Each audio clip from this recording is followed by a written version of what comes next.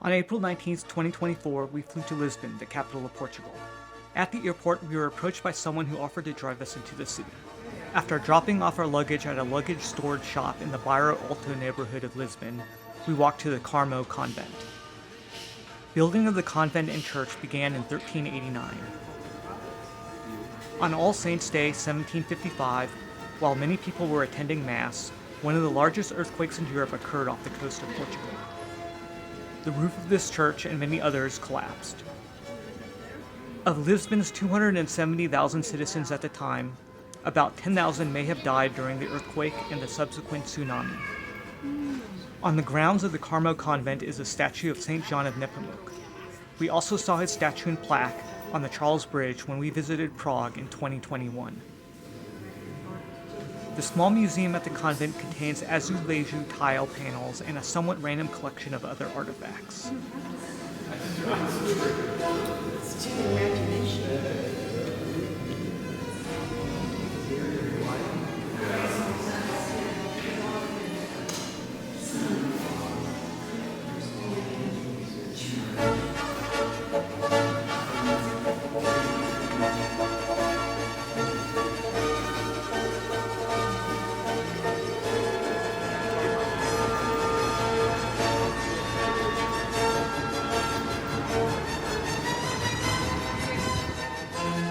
Next to the Carmo convent is the Santa Justa elevator. The elevator was built in 1901 and connects Lisbon's Baixa neighborhood to Bairro Alto. It provides excellent views of the Baixa area as well as St. George's Castle, sitting atop the hill in the Alfama neighborhood.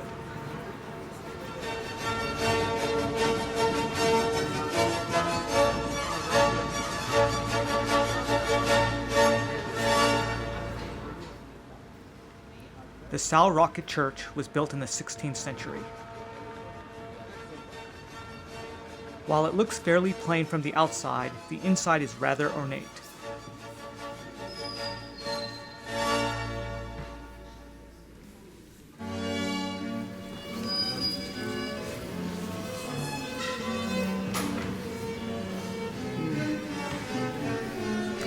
The Chapel of St. John the Baptist was probably one of the most expensive chapels built in the 18th century.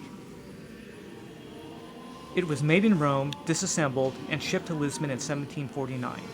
It took about 4 years to reassemble it.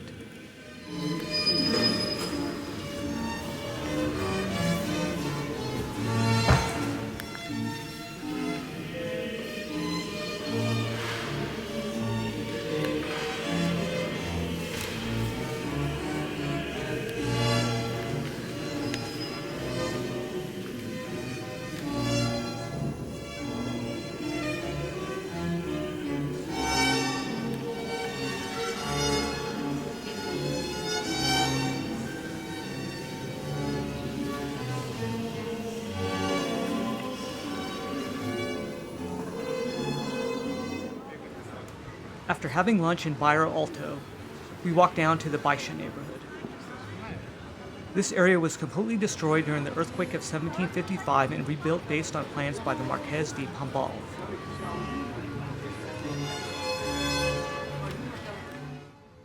Before the 1755 earthquake, Rocio Square contained the headquarters of the Portuguese Inquisition.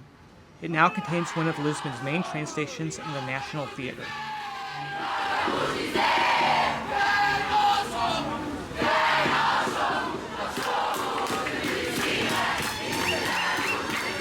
After a long first day, we finally headed to our Airbnb located a few blocks away from Praça do Comércio, at the bottom of the Alfama neighborhood.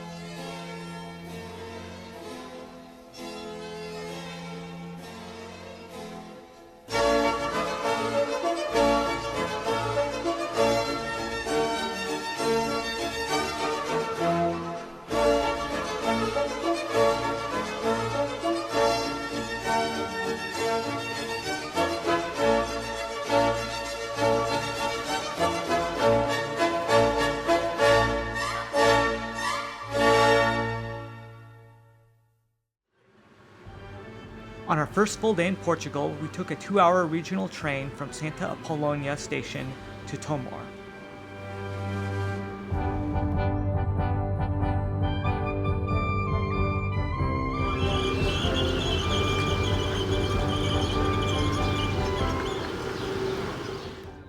The main site in Tomar is the Castle of the Knights Templar and the Convent of Christ. The castle was built over 800 years ago by the Knights Templar. The Templars, also known as the Order of Poor Knights of the Temple, were a Catholic military order that was heavily involved during the Crusades and developed an early form of banking. The castle played key roles during the Reconquista of Portugal against the Moors. Due to their wealth and influence, King Philip IV of France convinced Pope Clement V to dissolve the Knights Templar in 1307. In Portugal, King Dinis I refused to suppress them and just changed their name to the Order of Christ.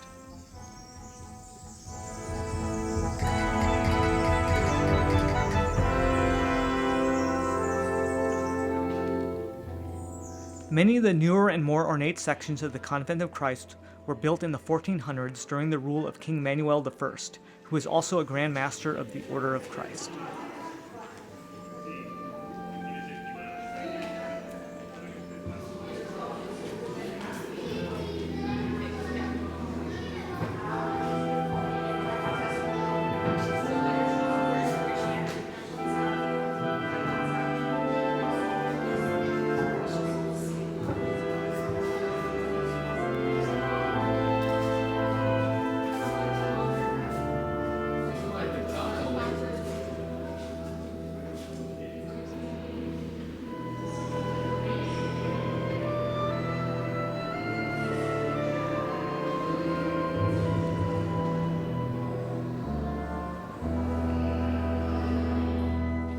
The oratory was built in the 12th century and was modeled after the Church of the Holy Sepulchre in Jerusalem.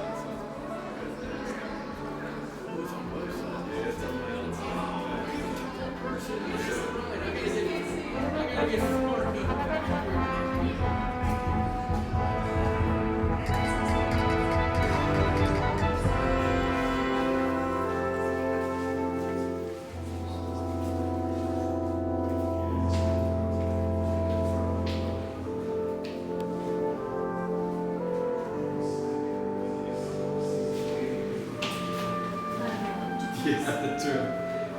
Your order window. Exactly. Well, it happens. Inadvertently and accidentally. After leaving the Convent of Christ, we headed down to the central area of Tomar to have lunch.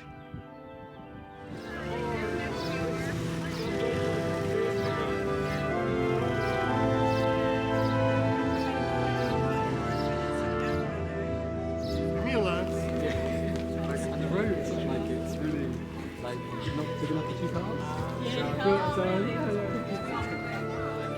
Straight. Straight? Okay. Keep walking.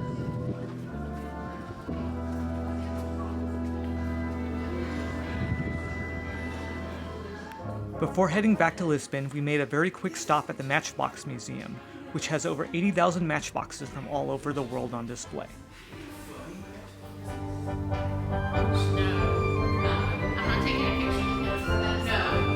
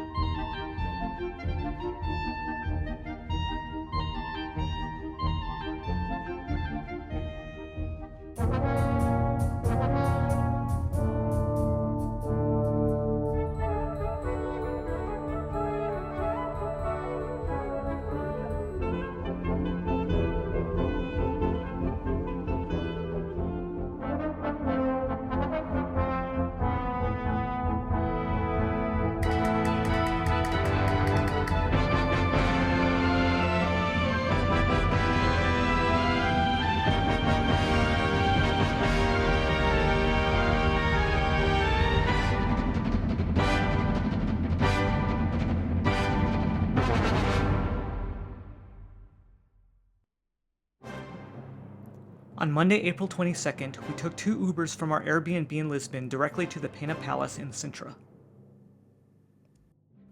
After arriving at the Pena Palace, we took a short shuttle bus trip from the main entrance to the palace itself. In the 1840s, the German-born Prince Ferdinand, who later became King Ferdinand II, commissioned the construction of the Pena Palace as a gift for his wife on the site of an abandoned monastery. The architect he hired designed a sort of fantasy castle, mixing German, Portuguese, and Islamic elements and architectural styles.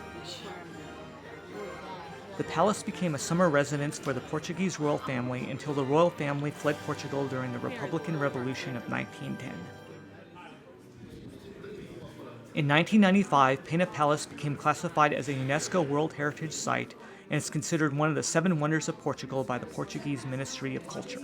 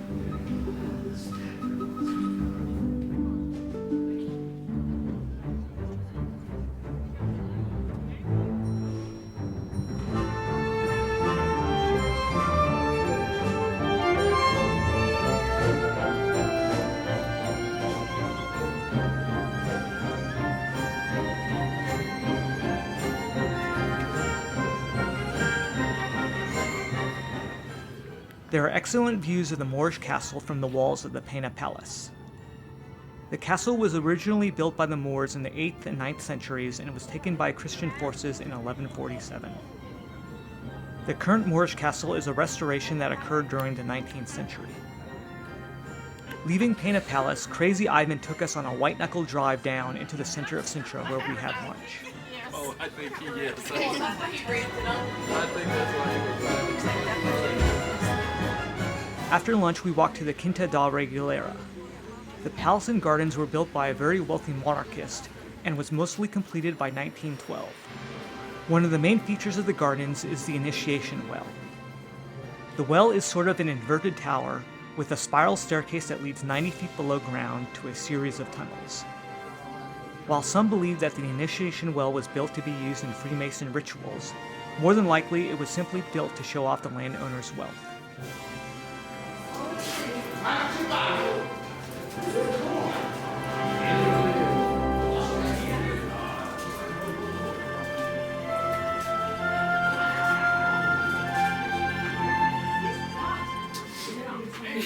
to somebody. É um frio, mas é um frio.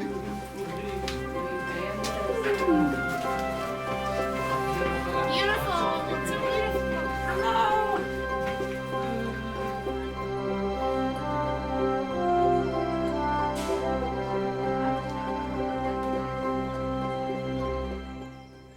The various buildings in the garden contain a mixture of Roman, Gothic, Renaissance, and Manuelan architectural styles.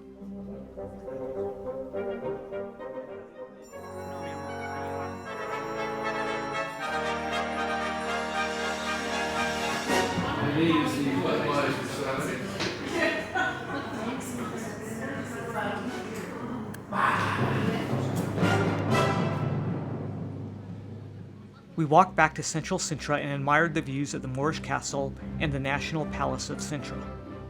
Instead of taking an Uber, we took a commuter train from Sintra Station to Rocio Station in Lisbon.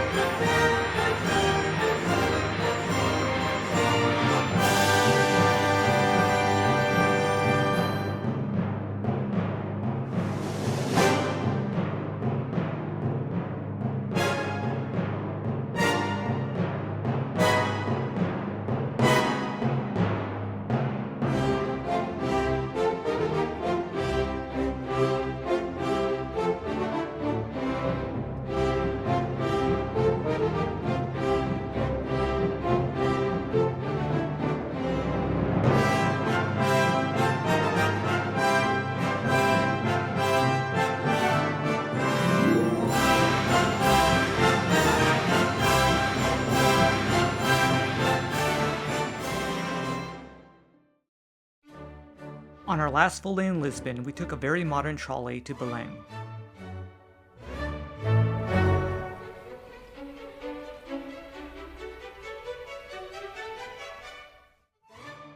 We arrived early so that we would be at the front of the line to visit the cloisters of the Geronimos Monastery. Originally, this was the site of a small chapel which sailors would pray at before their voyages. The monastery was later built as a thank you by King Manuel I for the discoveries made by the Portuguese explorers. Building began in 1501 and was completed about 100 years later. It was financed via a 5% tax on peppers and other spices brought back from India. The architectural style of the monastery is known as Manuelian. This distinctive Portuguese architectural style blends Gothic and Moorish features with complex ornamentation and many maritime motifs. The cloister is often used for important government events, including the signing of important treaties, such as Portugal's admittance into the European Union in 1986.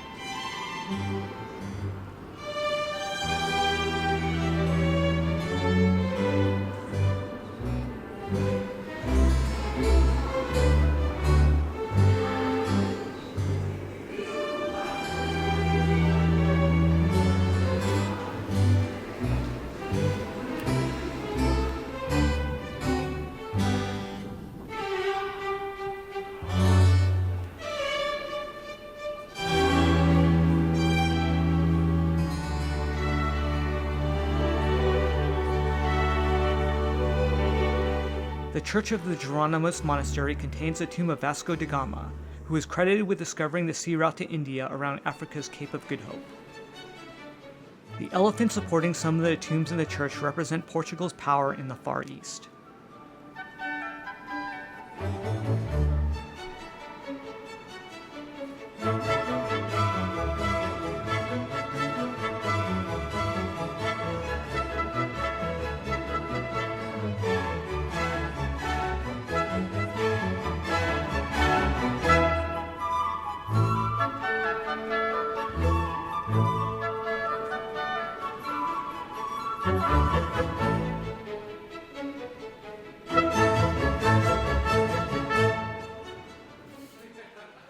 After leaving the monastery, we went to Casa Pastis de Belem to snack on their famous pastel de nata and other excellent pastries.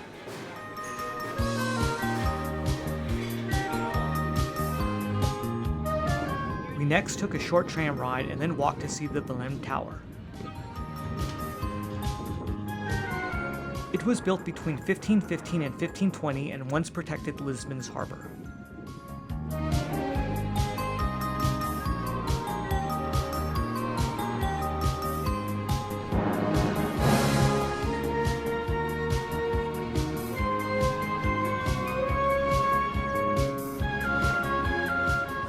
Another site we visited along the Tagus River is the Monument to the Discoveries.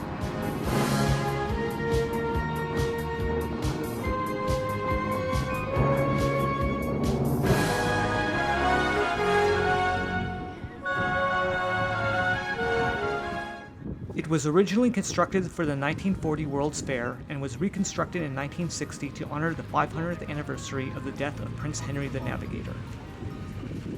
The monument resembles a caravel ship. Prince Henry the Navigator, who organized many of Portugal's sea voyages in the early 15th century, stands at the helm, with many great explorers and sailors behind him.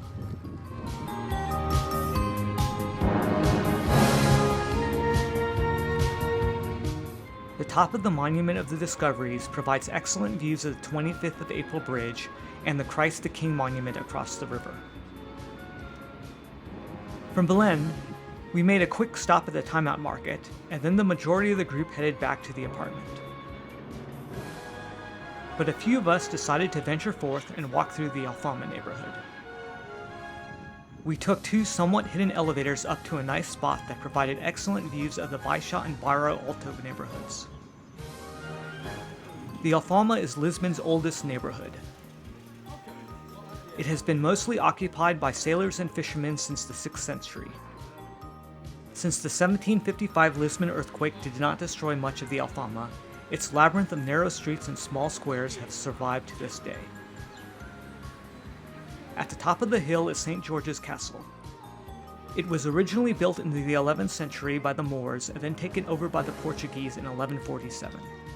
Portuguese royalty lived at the castle until the 16th century, and it was heavily damaged during the 1755 earthquake. The present castle was rebuilt from the ruins in the mid-20th century. We didn't actually have time to tour the castle, so we walked down the Alfama neighborhood toward our apartment while passing by some nice viewpoints and the Lisbon Cathedral.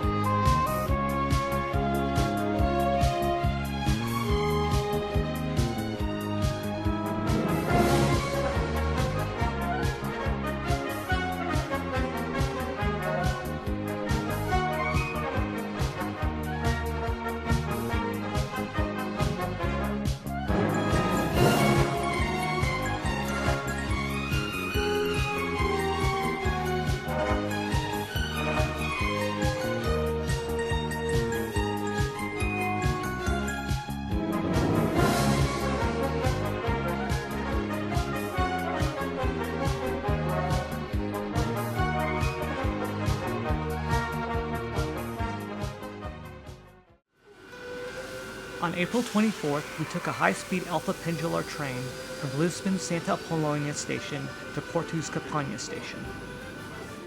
The journey to Porto took about 3 hours. After arriving in Porto, we took the Ubers to our apartment and then began our walk of the city. The Bulho Market is Porto's historical market hall, which was recently renovated.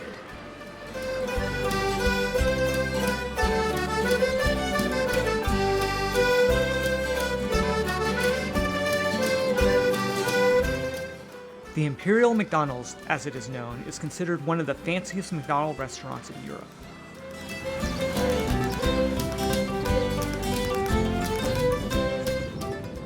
The Carmo Church is known for its azulejos tiled exterior wall. The tiles depict the founding of the Carmelite order.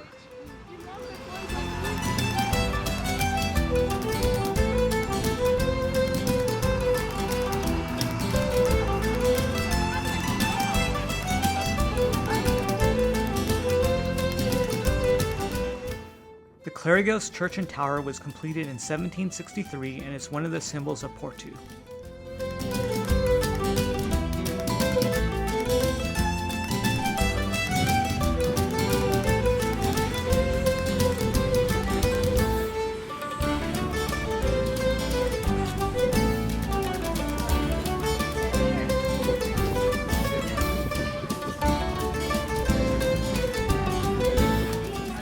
Rua das Flores is one of Porto's main tourist streets and contains some interesting graffiti.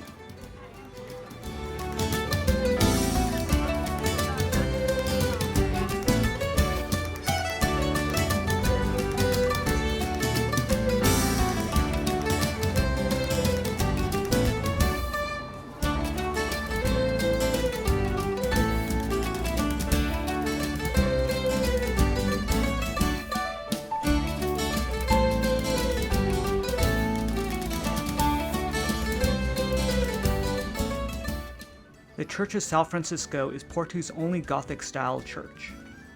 Building began in 1383 and was finished in 1425. The various chapels inside were built between the 15th and 18th century. Although the church is no longer open for worship, it is classified as a national monument and photos are not permitted inside. But they are permitted in the museum and crypts next to the church.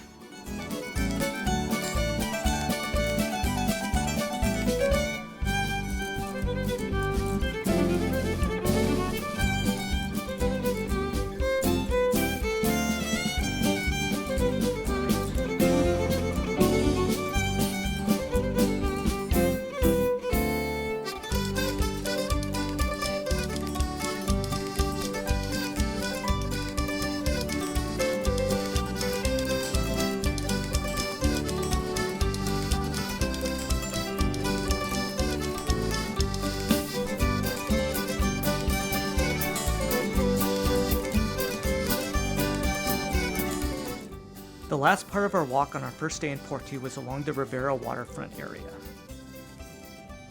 Once a working port with wine and produce being unloaded into cellars, it is now one of Porto's main tourist areas. From here, there are excellent views of the port lodges across the river in Vila Nova de Gaia, as well as the King Louis I Bridge.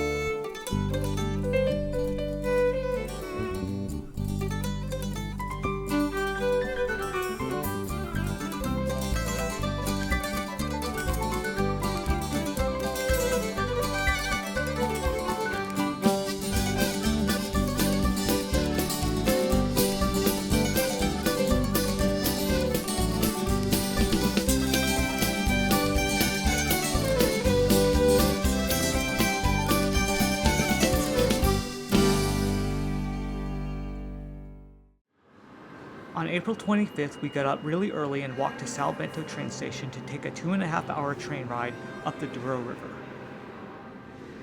The train station contains azulejos tiles displaying scenes from the Douro region. It was originally a Benedictine convent. One negative thing about our journey up the Douro River is that we missed the Freedom Day celebrations in Porto. This year was especially notable since it was the 50th anniversary of the Carnation Revolution that occurred on April 25, 1974. This was when a military coup occurred that overthrew the authoritarian Estado Novo government. The Estado Novo controlled Portugal from 1933 to 1974 and was led much of this time by the Prime Minister and dictator Antonio de Oliveira Salazar. Pinhao is known as the heart of the Douro region. It is a very small town with not much to do or see outside of enjoying the view of the great vineyards planted on terraces along the river and visiting nearby quintas.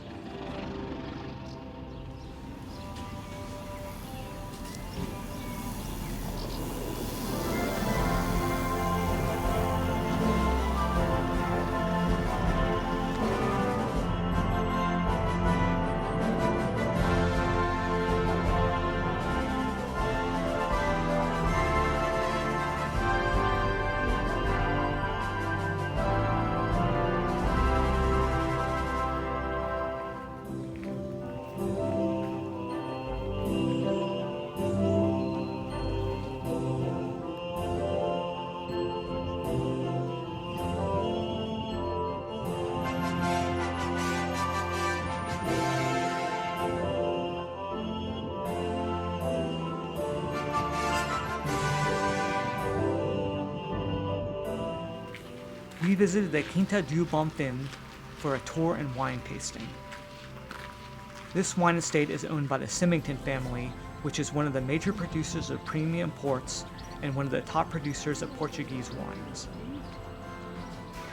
Because of wars against France, the British turned to Portugal for wine in the 17th and 18th centuries.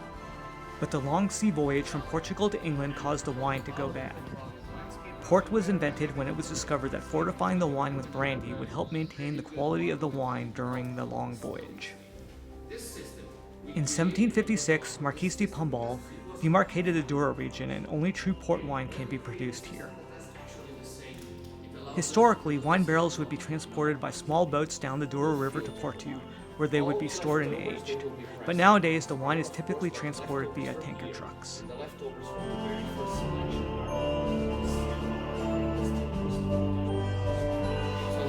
Selected. We select by density. We separate the densest ones, the juicier ones from the driest ones, and we take the stems out.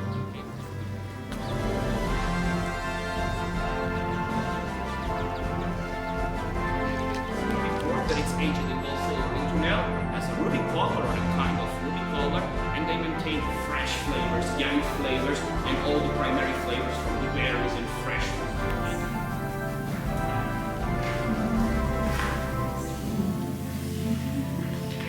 Stainless steel tank or the small tanks where we stop, you have 25, 30 grape varieties for you to get, okay?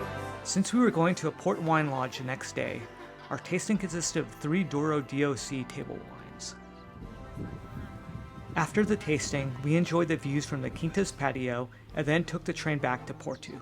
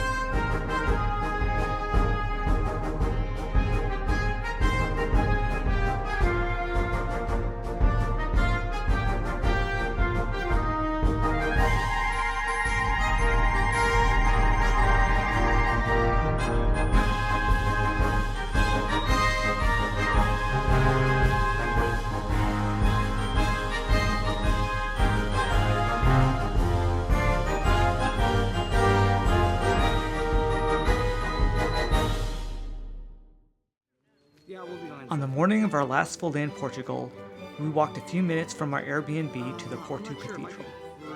The building of the present Romanesque church began in the 12th century and was mostly complete by the 16th century.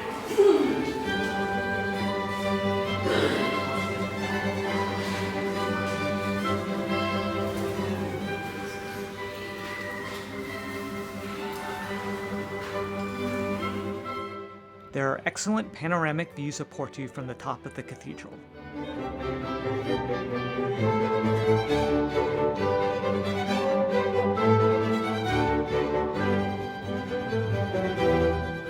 Looking to the north are views of the São Bento train station, and to the east there is a view of the building containing our Airbnb.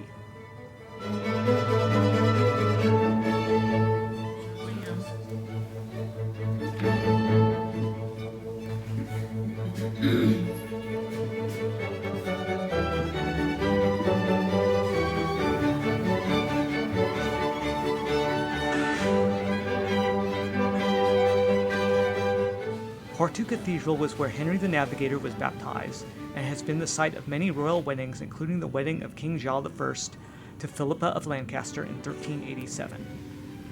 Their marriage secured the Treaty of Windsor, which was an alliance signed between Portugal and England. Most of the chapels, as well as the high altar in the cathedral, were built in the 17th and 18th century.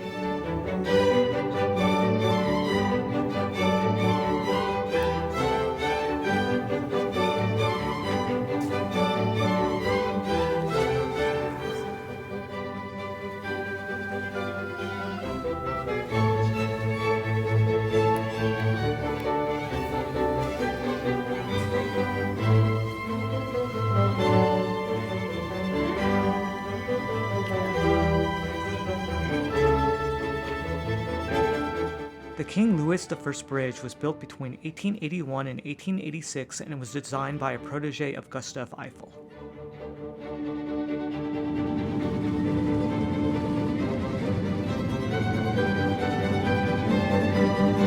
The top of the bridge, only open to pedestrians and trams, rises 100 feet above the river and spans about 1,300 feet. The bottom deck, which spans about 464 feet, is open to pedestrians as well as cars. There are nice views of Porto's Ribeira waterfront from the top deck of the bridge.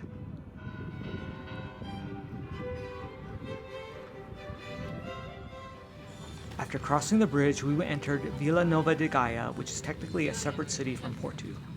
We stopped by a cafe for some pastries and other snacks, and then walked around a bit. We went to Coburn's Port Wine Lodge for a tour and tasting.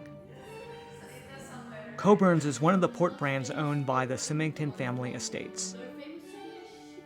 Other brands that they own, which also have lodges in Gaia, are Graham's, Ware's, and Dow's.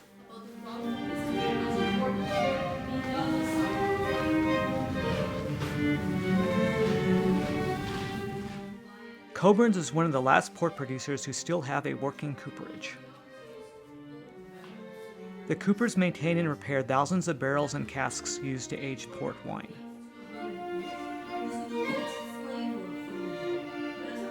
Traditionally, ports were fortified with brandy, but now they're fortified with a neutral grape spirit. The spirit kills the yeast in the wine before fermentation is complete, which leaves more sugars in the wine and thus a sweeter type of wine. Although less sugar is converted to alcohol, the additional grape spirit does cause port wine to have an alcohol percentage of about 20%, compared to around 13 to 14% for normal red wines. There are a few different main types of port. Ruby ports are only aged for about 3 years in oak vats and have a bright red color and a somewhat fruity taste. Tawny ports are usually aged in oak barrels for between 10 to 40 years and end up having a leathery color. They have more complex flavors than ruby ports, and may have notes of caramel, nuts, and dried fruit. Vintage ports are ruby ports which come from a single harvest. Only the best vintages are selected to potentially become vintage ports. After being aged for 2 years in oak barrels, they are tasted and tested for quality. If they pass, they are officially declared vintage ports and aged in the bottle for 10 to 30 years or more. If they do not pass, the wine is used for making late bottle vintage ports. These are a blend of wines for a single year, aged in wooden vats for between 4 to 6 years and then bottled. Generally speaking, tawny ports and ruby ports are ready to drink and don't get that much better with age in the bottle. Vintage and late bottle vintage ports are suitable for aging further in the bottle. Coburn's has some particularly old vintage ports in their cellars, including some bottles from 1868.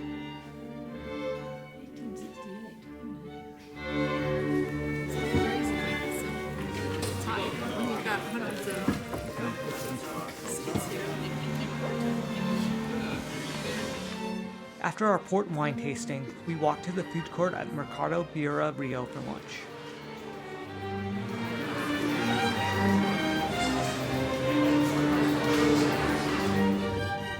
After lunch, we walked along the Gaia waterfront, crossed the lower deck of the King Louis I Bridge, and then took some Ubers up the hill back to our apartment.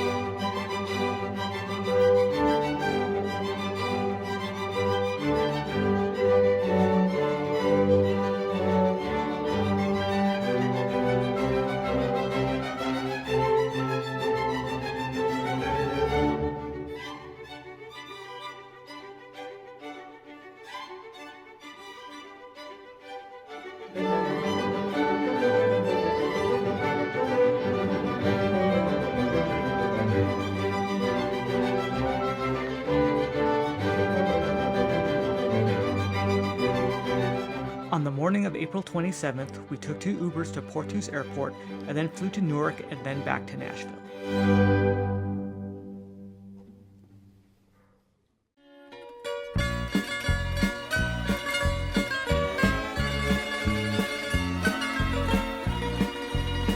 Ninguém na rua na noite fria, só eu e o luar. Voltava a casa quando vi que havia luz num velho bar. Não hesitei, fazia frio e nele entrei. Estando tão longe da minha terra, tive a sensação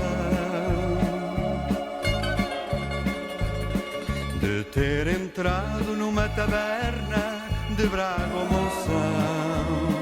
E um homem velho se acercou e assim falou: